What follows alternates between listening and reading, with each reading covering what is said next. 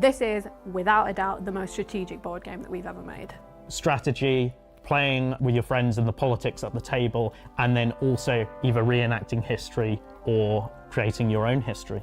I could play communist Germany versus monarchist Russia, and we could see like how that would actually have played out, because one of the super interesting things about this board game is that you can literally rewrite history. I don't think there are any other strategic games that give you the option to completely change what did happen into a totally alternative timeline. And not only that, but you get a complete power trip, because you've got these little miniatures on the map and you're ordering them around like a general. The Paradox Interactive staff are, like us, fans of grand strategy games, board games and video games as well, as you'd imagine. So the fact that this game justifies its place among other strategy games that are out there, it really has its own feel to it, as well as being reminiscent of the Hearts of Iron video game. Obviously the video game has a huge amount of choices, and what the board game does really well is distill that amount of choice into a way that really works on the tabletop. So you've got things like the focus deck, which relates to the focus tree that you have in the video game.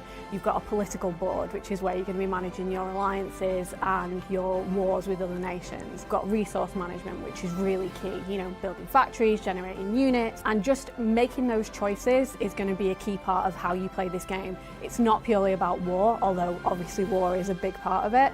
It's also about how you are acting as a leader, because you're going to have a huge amount of choice, but like any leader, it's about deciding which choice is the right one. You can play this in a single session, so it's not a huge campaign game. You don't have to sign up to 25 sessions to play out this war. You can play a whole war in one evening.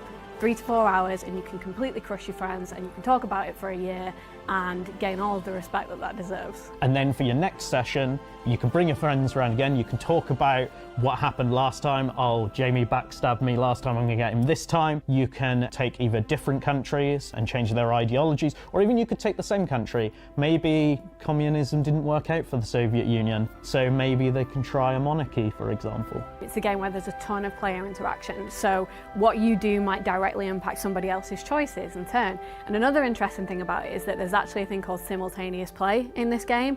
You don't have to wait for someone to completely finish their turn. If you're totally set on what you want to do, you can go ahead and start making moves.